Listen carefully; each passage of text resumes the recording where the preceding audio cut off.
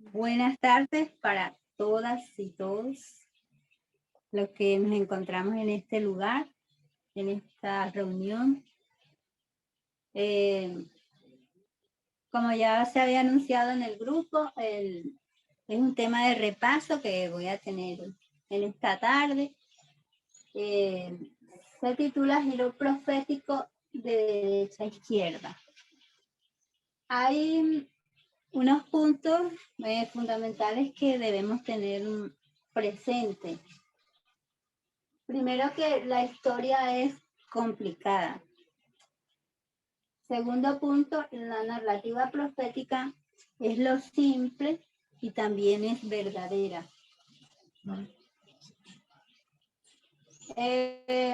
Sí, me escuchan bien. ¿Me escuchan bien, cierto? Sí, perfecto, Lili. Sí, perfecto. Para entender la complejidad de la historia debemos hacer una lectura lateral. Y sabemos que los componentes de la lectura lateral es entender el contexto histórico, tamizar las fuentes confiables, siendo críticos y colocarnos lentes proféticos. Al tamizar los medios de comunicación, hay que tener presente que todos tienen problemas.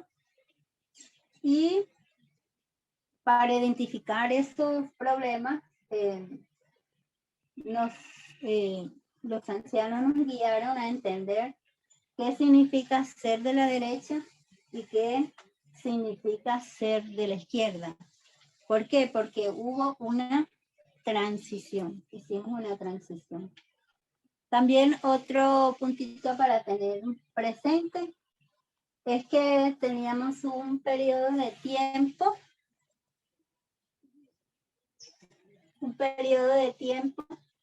en el cual nosotros teníamos que entender y aceptar la fecha del 2014, la fecha de la ley dominical para el grupo de los sacerdotes. Ahí el Señor nos entregó una caja que tenía un contenido, pero en ese momento no sabíamos la naturaleza de la ley dominical.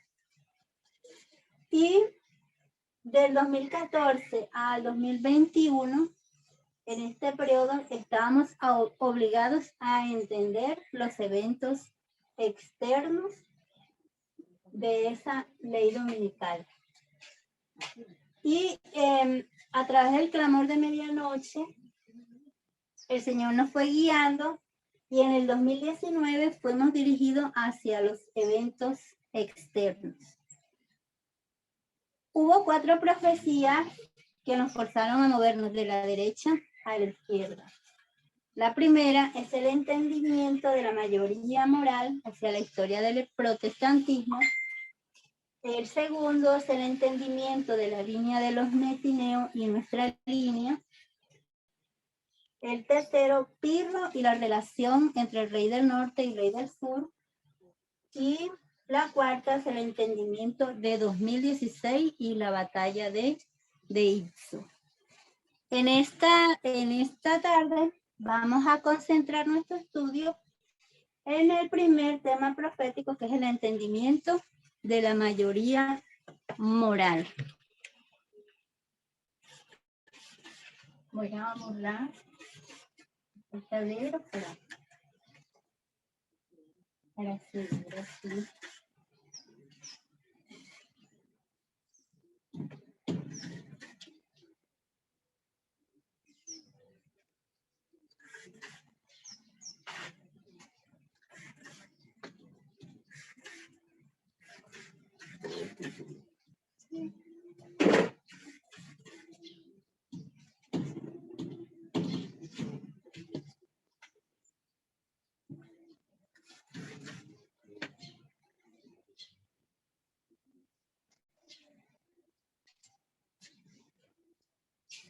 Muy bien.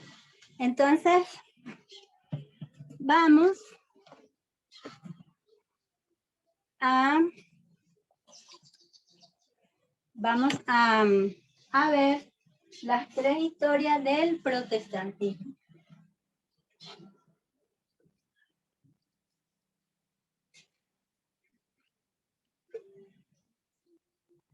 Las tres historias del protestantismo.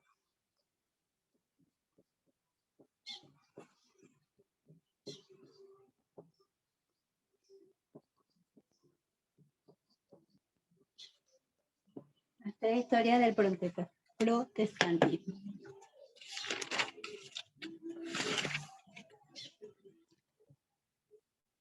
Bueno, la historia de la mayoría moral es una historia profética asociada particularmente a 10 años. 1979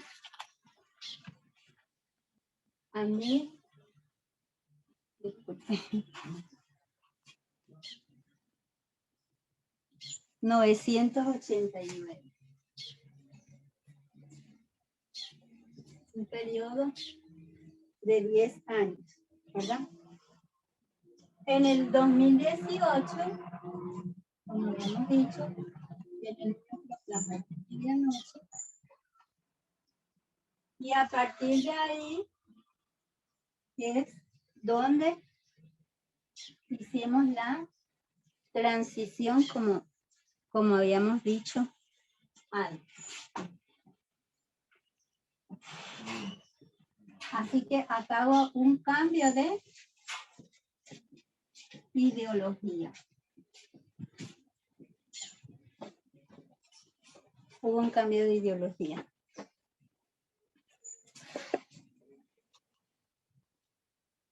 En la historia del 2018, la anciana Tess comienza a hablar de unos documentos, de dos documentos. Si alguien los tiene en mente, lo podría compartir con nosotros. ¿Cuáles fueron esos documentos?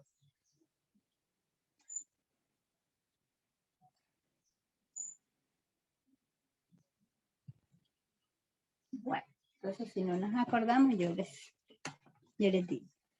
Entonces, uno de ellos fue cómo la Constitución se volvió cristiana, ¿verdad?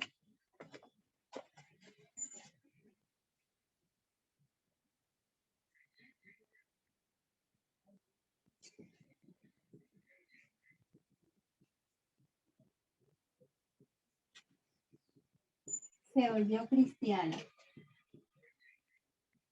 Y el otro documento, la Iglesia y el Estado,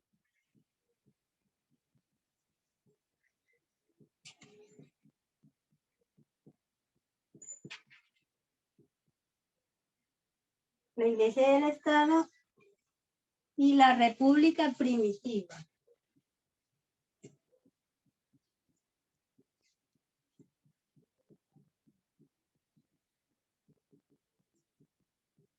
Esos fueron los dos documentos que la anciana Tess nos presentó, ¿verdad? En este documento era la crítica de los gobernantes o los pactistas, siendo su autor John Knox de Escocia, y esa es la rama más relevante. Esos dos documentos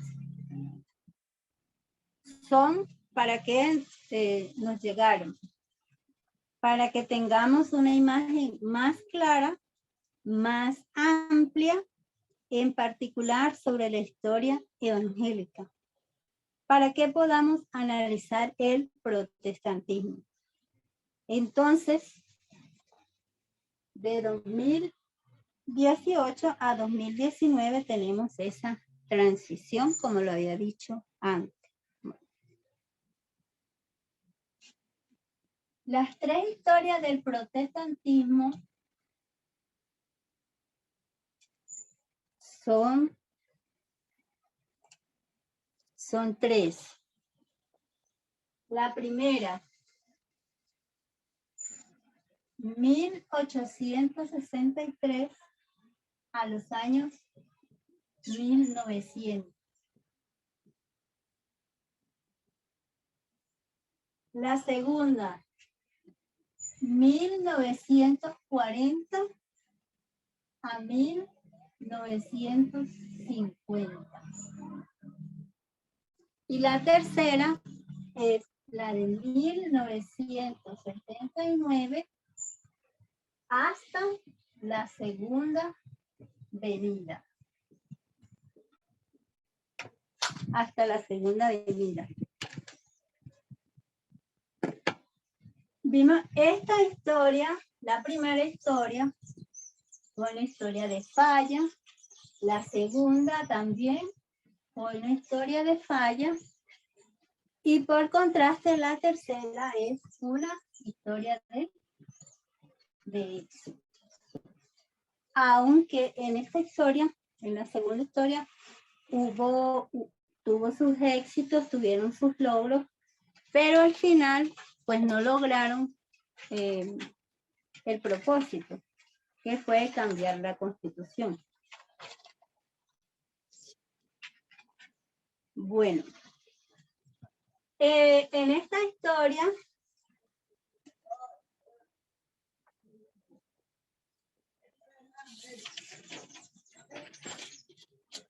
algunos cristianos evangélicos rechazan la Constitución porque la consideraban que era un documento que no tenía a Dios. Carecía de toda expresión de vocación religiosa y en su identidad nacional ellos percibían que estaba siendo amenazada por otros grupos, como son los judíos, los adventistas, los católicos, los libres pensadores. La identidad cristiana de la nación podría ser salvada si tan solo la Constitución podría ser hecha cristiana. Cualquier amenaza percibida la veían como un ataque a la identidad americana y tienen que preservar su identidad haciendo una enmienda a la Constitución, porque la denunciaron como un documento que no tenía a Dios y decían que era indigna de una nación cristiana, y entonces empieza esa lucha para expresar la fe cristiana de la nación. El segundo movimiento trata del judeo cristiano, de la era de Eisenhower. Cuando empiezan los años 1948, ellos querían forzar a América en su estructura protestante y tenían que ser muy cuidadosos de cómo lo hacían. Eran años difíciles después de 1945. Y otra estructura de la Iglesia de Estado estaba tratando de hacer otra cosa similar. O sea, la Alemania nazi estaba tratando de forzar su identidad nacional y Hitler le dio un mal nombre a esta identidad cristiana. Entonces, le dio un mal nombre, ¿verdad?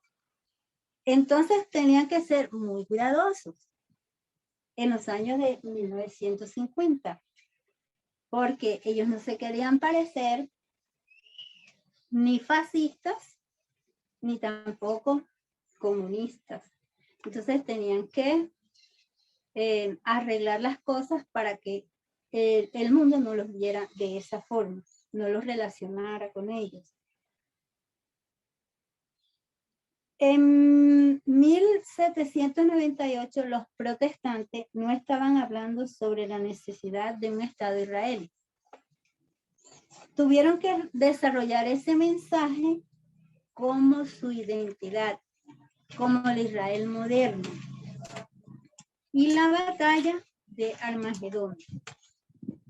Como había dicho antes, ellos tuvieron algunos éxitos en algunas cosas que solicitaron, como la frase "en Dios confiamos", lo tuvieron impreso en las monedas, en sus billetes de dólar.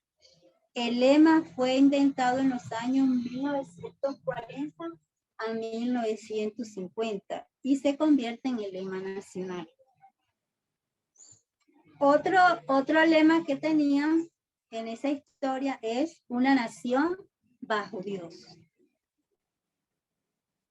En los 1900, esas dos primeras historias, el objetivo era enmendar la Constitución. Entonces, aquí la querían enmendar, acá también. Pero en la tercera historia, ¿verdad? Ya el objetivo cambia. Ya no quieren enmendarla, sino que quieren interpretarla. Acá quieren interpretarla, acá quieren enmendarla, acá también quieren enmendarla.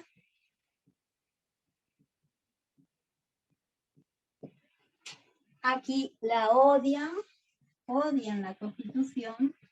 En esta historia también la odian. Pero por comparación y contraste, en la tercera historia dicen que aman la Constitución. Aman la Constitución. Bueno, ahorita vamos a ir atrás,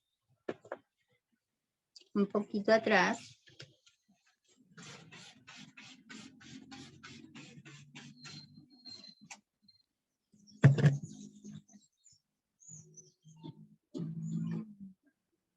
Antes de los años 1798.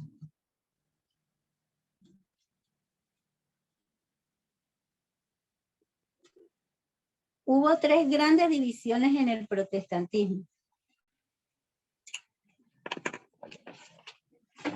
De los años 1700 a 1798 hubo una primera división, que fue el primer gran despertar. De los años 1863 a los 1900 tenemos el segundo gran despertar. En los años 1940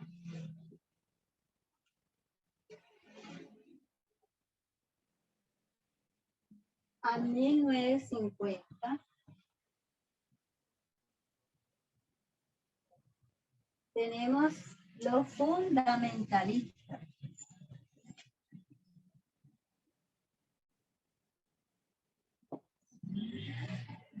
Y nuestra historia en la que nos encontramos, 1979 hasta la segunda venida. Entonces, hubo tres grandes divisiones en el protestantismo. En el primer gran despertar,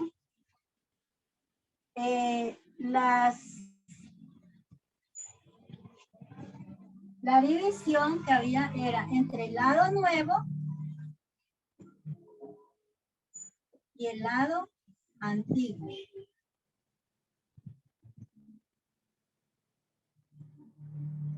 O sea, bueno, como aquí unos querían conservar el mensaje, el lado antiguo, y el lado nuevo quería cambiar el mensaje. Ahora, acá en el segundo despertar está la escuela antigua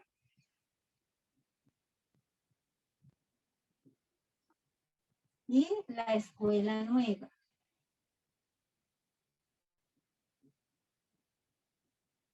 La escuela nueva.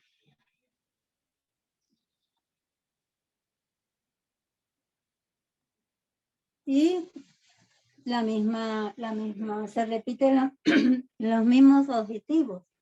La escuela antigua, perdón, conservar el mensaje, y la escuela nueva, cambiar el mensaje, ¿verdad? Ahora, Luego, cuando llegamos a la historia temprana de los 1920, van a haber dos grupos, ¿verdad? Que ya no se llaman lado nuevo, sino que se llaman fundamentalistas, ¿verdad? Que quieren hacer lo mismo que la escuela nueva y que la escuela antigua, ¿verdad? Conservar. Están los fundamentalistas y están los modernos. Vemos que es una lucha que va en forma continua, ¿verdad? Entonces están los fundamentalistas y los modernos, ¿verdad? Dos grupos. El credo más alto del protestantismo era esencialmente el calvinismo.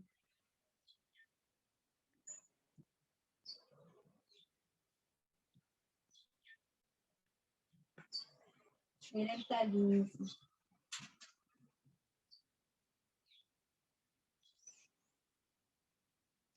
Fue el calvinismo el creador del protestantismo, especialmente los presbiterianos, los líderes del protestantismo que se adhieron estrictamente al calvinismo.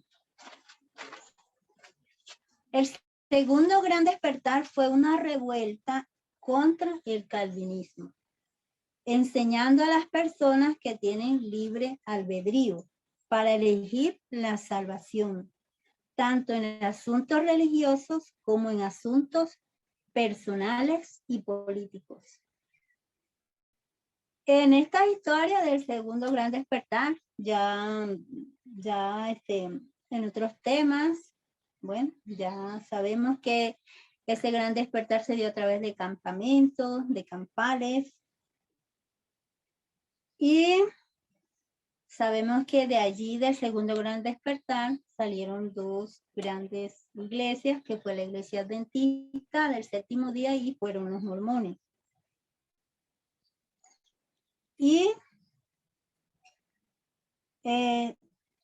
a lo largo de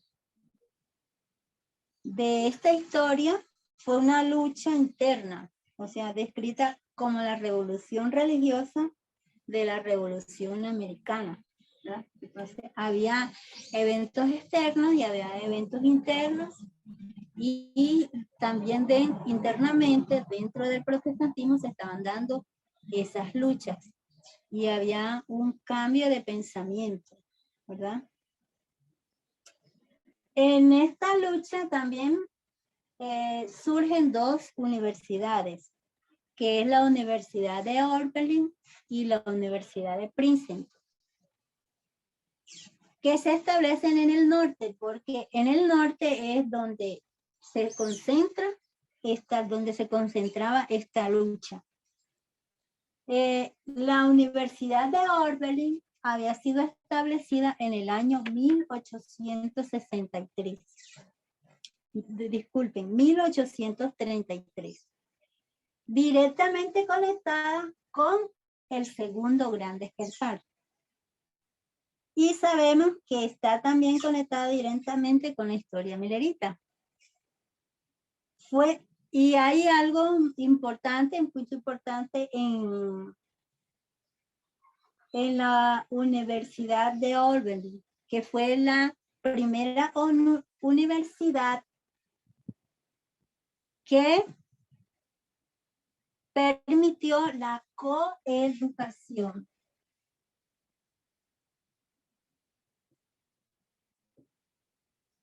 Coeducación. La coeducación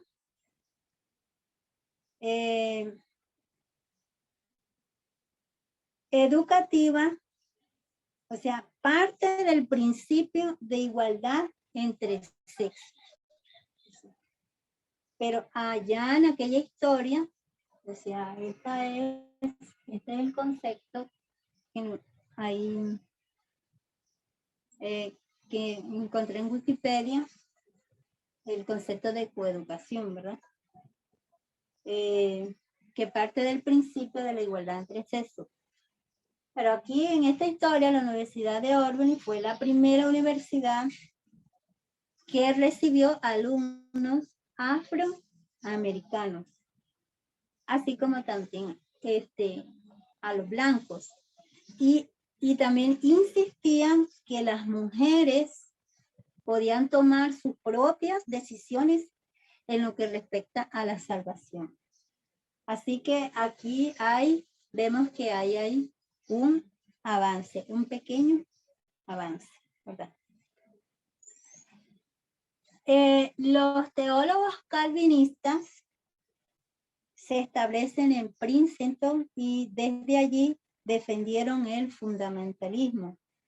Y Charles Finn se convierte en el símbolo de la Universidad de Albany.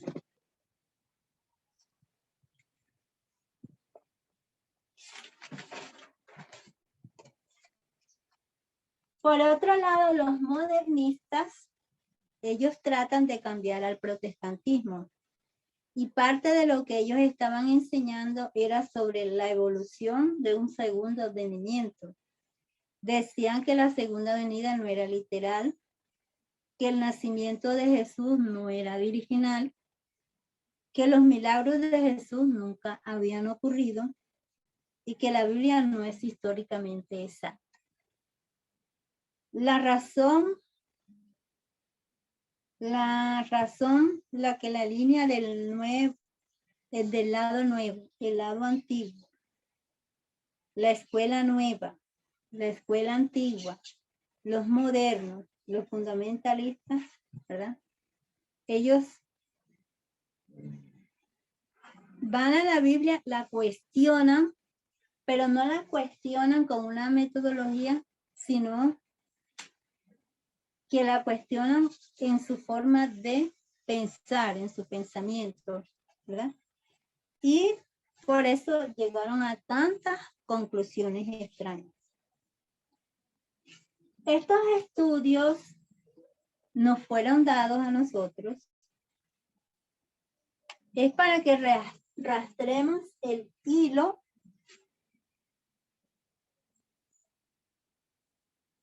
todo ese hilo que nos va a llevar a la ley dominical. Esencialmente tenemos la lucha entre liberales y conservadores, ¿verdad? Y los liberales desde los 1700 hasta el siglo XX es una lucha continua y con respecto a la cual de los dos lados está ganando. No sabemos qué es, como les había dicho antes, una lucha que continúa y continuará, ¿verdad? El segundo gran despertar, la escuela nueva, los fundamentalistas, fueron apagados en esa historia de 10 años. Fueron apagados allí, en esa historia. Y en los 1930 aparece un personaje que es un punto en esa historia que se llamaba Billy Graham. Era un hombre muy inteligente y en ese tiempo existía la radio y comienza a movilizarse en la radio y comienza a luchar. Para la historia de 1979 están de nuevo en esta historia. Y en esta historia es donde el adventismo comienza a tener miedo de que no sean llamados una secta y dejan de lado la profecía, ¿verdad? Sí, deja de lado la profecía. La anciana descubre estas dos historias con un libro que se llama El Evangelismo. La historia de Billy Graham y Eisenhower. Esto fue una reacción de una guerra, ¿verdad? Como había dicho antes, tuvo sus éxitos. Tienen el lema, el juramento, la lealtad y también hay capitalismo. ¿verdad? Pero fallan en su objetivo y es el de cambiar la constitución.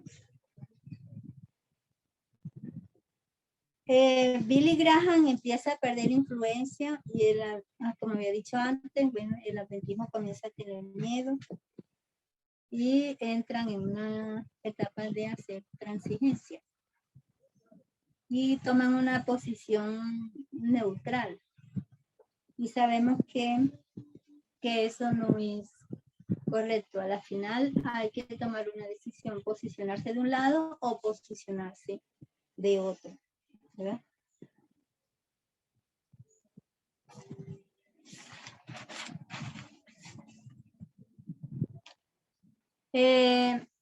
Billy Graham pierde toda su influencia,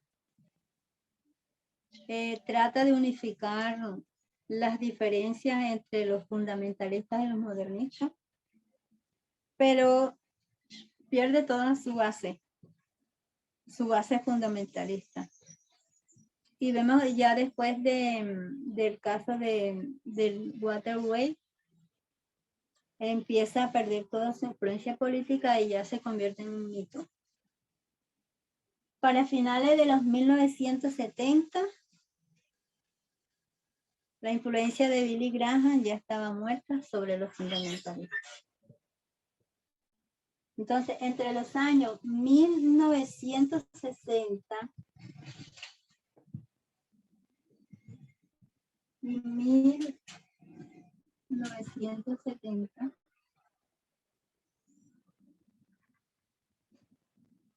algo comienza a cambiar en América. Hay tres movimientos que empiezan en los años 70.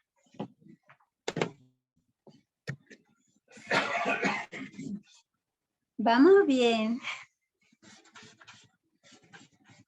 Muy bien, Lili. Ya, están calladitos. Sí, te estamos escuchando. Ok, gracias por la atención.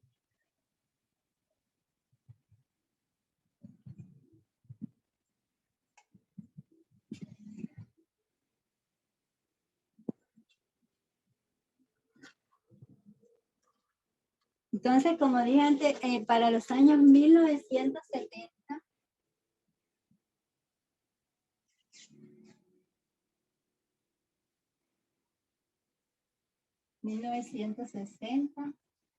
y 70, ¿verdad? Algo comienza a cambiar en América. Hay tres movimientos que empiezan en los años 70 y esos tres movimientos eran para ayudar a las minorías. Entonces, ¿cuáles eran esos tres movimientos? El movimiento de los derechos civiles,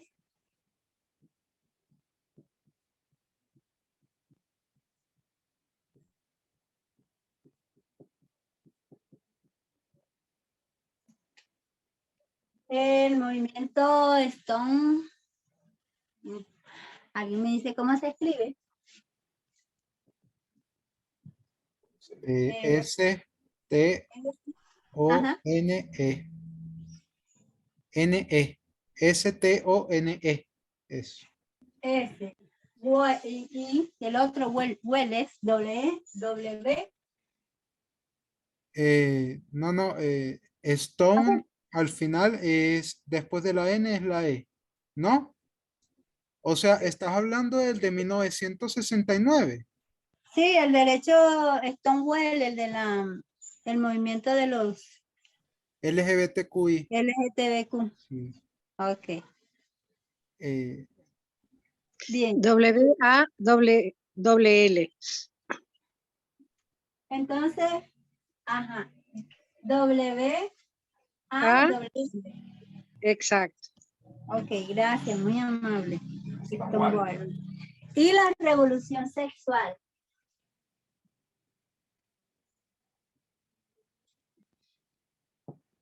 Esos tres movimientos comienzan a dar un vuelco en la historia profética. Y aquí, en la ley de los derechos civiles, hay algo que que muy poco mencionamos, y es que allí se creó una agencia de protección del medio ambiente. Y también se dio derechos de igualdad a las mujeres atletas. En 1974, Roe versus Wade fue pasada. El Congreso pasa la enmienda de igualdad de derechos. Y como lo había dicho antes, el lanzamiento del ambientalismo empieza a desafiar el capitalismo. Y la revolución sexual, donde por primera vez las mujeres pueden hablar de sexo de la misma manera que lo podían hacer los hombres. Y también tenemos el control de la natalidad. Todo empieza a ocurrir en ese periodo de tiempo. Entonces, en el primer grupo teníamos una amenaza, que eran los católicos, los judíos, los adventistas y los libres pensadores. En la segunda historia, la amenaza era el comunismo y el ateísmo. Y en la tercera historia, la amenaza es el feminismo.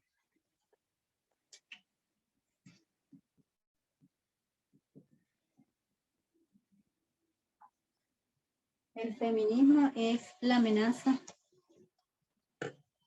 en la tercera historia. Entonces, vemos que va cambiando, ¿no? La amenaza. Entonces, resumiendo, la primera historia, la rama protestante, la amenaza a judíos, mormones, libres pensadores, contra el movimiento de la enmienda cristiana. El segundo grupo, el movimiento judeo-cristiano, la amenaza es los años 1940 a 1950, la amenaza es el comunismo y el ateísmo. Y el tercer grupo hasta el fin,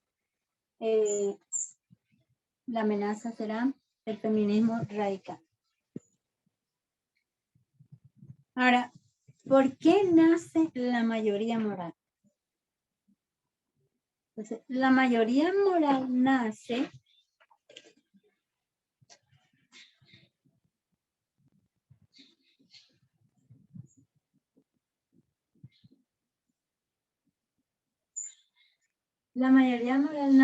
para contrarrestar esos tres movimientos, ¿verdad? En respuesta a esos tres movimientos que van a sacudir a Estados Unidos y por ende al mundo entero. En asuntos está lidiando con asuntos de raza,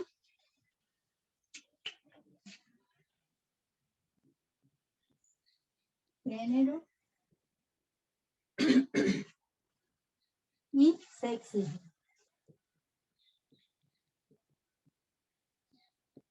sexismo.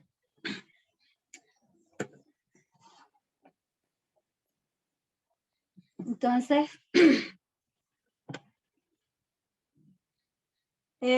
comparando y contrastando, ya lo había dicho antes, pero estamos resumiendo.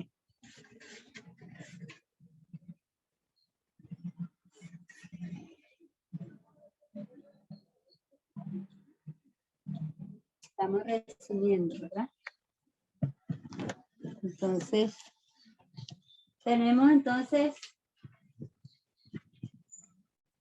las tres historias del protestantismo. La primera, como había dicho, 1863 a los 1900.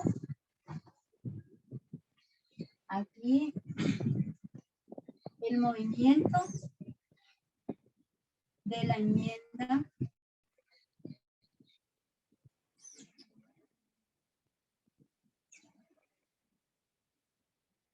cristiana. Habíamos dicho que ese movimiento odia la Constitución. El segundo, la de los 1940 a los 1950. Este es el movimiento judeo-cristiano.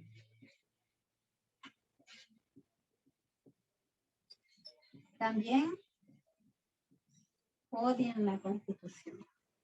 Y el tercer movimiento, 1979, hasta la Segunda Avenida. Entonces, este movimiento ama la Constitución, dice que la aman y quieren ampliarla. Ya nosotros sabemos cuáles son los argumentos que se usan para ampliar esa la Constitución. Entonces, el tema sujeto de estas tres historias es el protestantismo.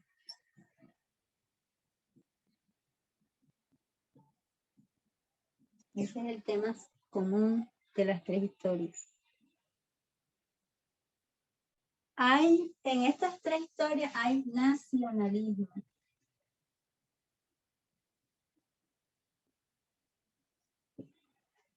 Nacionalismo. Interpretan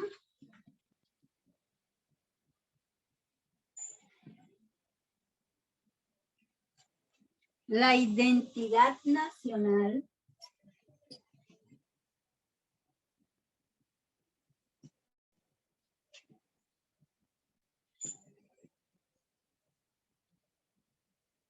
basada en la Constitución.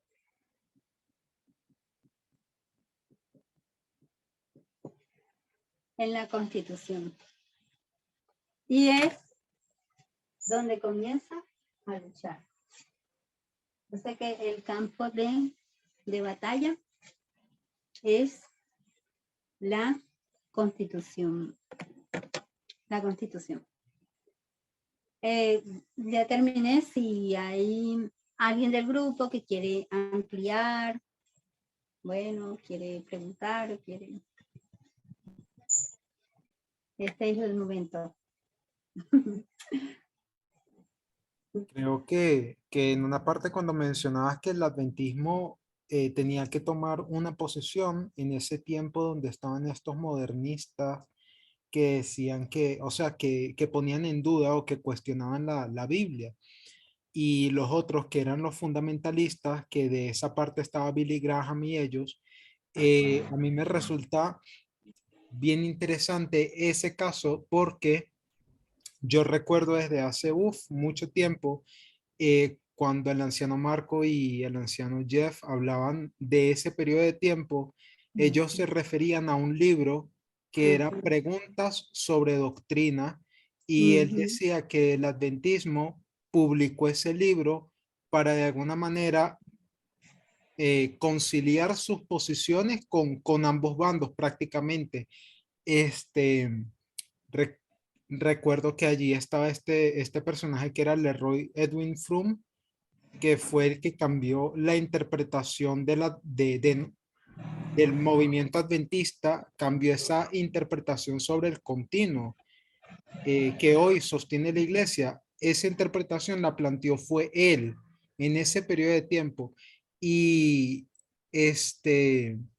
o sea, yo lo que hallo interesante es el hecho de que la iglesia comenzó a conciliarse con esos bandos solamente por el hecho de no ser considerada una secta, porque las iglesias protestantes veían a la iglesia adventista como una secta de fanáticos religiosos y él, para que no lo vieran más hacia la iglesia, renunció a sus doctrinas fundamentales. Y según lo que tú explicaste, muchas de esas cosas, como es un patrón repetitivo, ¿no? Muchas de esas cosas también nosotros lo vamos a ver hoy en día y vemos que el adventismo está renunciando hoy a interpretaciones también muy básicas de lo que tiene que ver con el tema de la igualdad, solamente para hacer concesiones con las iglesias protestantes. Por ejemplo, lo del tema de la ordenación de la mujer. Si ellos comenzaran a ordenar a las mujeres, ellos dejarían de estar en concierto con las iglesias evangélicas y ellos no quieren eso. Ellos lo contrario, lo que ellos quieren es mantener esa unión con las iglesias evangélicas. Entonces, nada, lo hallé bien interesante cuando lo dijiste. Gracias, César. Muy amable. Bueno, si ya no hay más participación,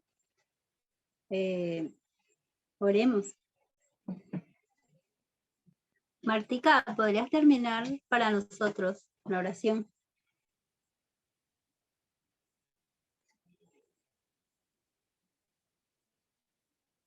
¿Estás allí? Si no, Martita. Cindy, ¿tú?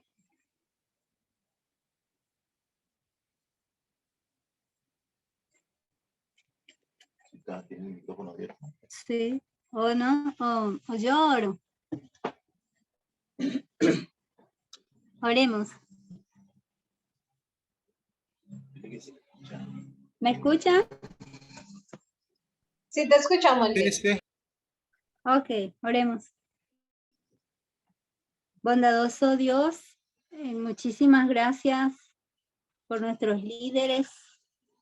Muchísimas gracias por este grupo maravilloso que estamos militando y hasta ahorita nos tienes acá.